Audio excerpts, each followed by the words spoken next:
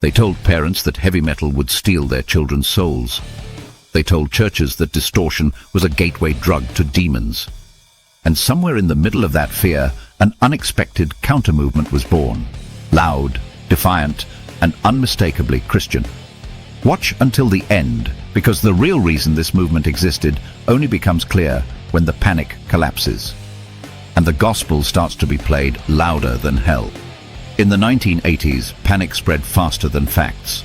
Across North America, headlines warned of hidden messages, ritual abuse, and satanic infiltration of popular culture. Heavy metal became the perfect villain. Aggressive sound, shocking imagery, youthful rebellion.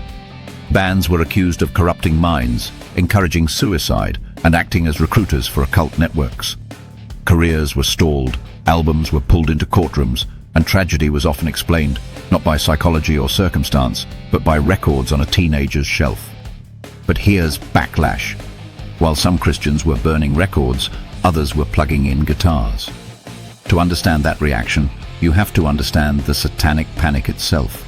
This was a moral crisis defined less by evidence and more by imagination. Law enforcement seminars, daytime television, and best-selling books reinforced the idea that Satanism was not fringe, but organized, covert, and everywhere. Music, especially metal, was framed as both messenger and recruiter. In 1988, this fear was broadcast openly on Christian television. One widely circulated segment warned viewers that metal bands were actively promoting Satanism, framing distorted guitars and dark imagery as spiritual weapons rather than artistic tools. The message was simple and powerful. This music was not just dangerous, it was intentional. That clip, preserved and later documented by Loudwire, captures the mindset perfectly. A culture convinced it was under siege, responding with certainty instead of scrutiny. Yet, heavy metal, at its core, has always been about confrontation, about naming darkness rather than pretending it isn't there. That instinct resonated with a generation of Christian musicians who felt alienated by sanitized worship music and shallow answers to real suffering. Christian metal did not emerge in a vacuum. It emerged under pressure. It was not a marketing strategy. It was a reaction, part defense mechanism, part cultural translation, part theological protest, by a youth used to sit on churches' benches but still loved the music their spiritual leaders hated. Distorted guitars worshipping was not new. It started in the 70s, but it was never so loud and passionate. Early Christian metal bands adopted the same sonic language as their secular counterparts. Twin guitar harmonies, galloping rhythms, aggressive vocals, but not the message. Their lyrics wrestled openly with temptation, judgment, spiritual warfare, doubt, repentance, and grace. Not as abstractions, but as lived reality.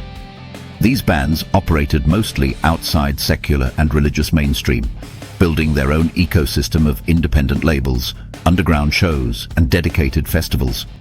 They were rejected from both sides. Secular metal fans accused them of preaching. Churches accused them of moral corruption. The same sound, once accused of corrupting youth, was now being used to call them toward faith. And that contradiction unsettled everyone, because it worked. Yet here's the thunderous truth. Christian metal wasn't crushed by the panic, it was forged by it. The panic forced an unavoidable question. If heavy music is powerful enough to shape souls, who gets to use that power? Only voices driven by the world, or can voices driven by a higher power do it too? They seized the battlefield, declaring volume neutral, and darkness, conquerable art, does not belong exclusively to one worldview. As the 1990s arrived, the cultural landscape shifted.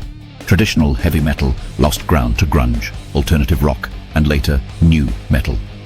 Many early Christian metal bands faded, not from theological failure, but from changing tastes, collapsing labels, and shrinking platforms. But metal never really disappears. It adapts. In the 2000s, heavier and more modern styles, metalcore, post-hardcore, and alternative metal rose to prominence. A new generation of Christian artists emerged within those scenes, shaped by different anxieties and different sounds, yet carrying the same defiant premise. Bands began crossing into mainstream charts and festivals, especially metalcore, proving that faith-driven metal could survive outside the shadow of panic. What began as a reaction matured into a parallel culture, not hidden, not ashamed, and no longer defined by fear. Most of those classic bands still live today in the underground, with a faithful following. You still hear about people getting saved in their concerts. The Satanic Panic faded when evidence failed to support its claims. But Christian metal endured, because it was never built on panic to begin with. It was built on faith. The movement accused of spreading darkness forced Christianity to articulate its beliefs more boldly, more honestly, and more loudly than it had in decades. When fear tried to mute a genre, faith seized the amp and screamed truth. Did the panic backfire spectacularly? Tell me in the comments. Smash like if this blew your mind. Subscribe for more hidden music rebellions. Oh, and please find it in your heart to buy our editor a cup of coffee. He gets pretty shaky when we say the word satanic too many times.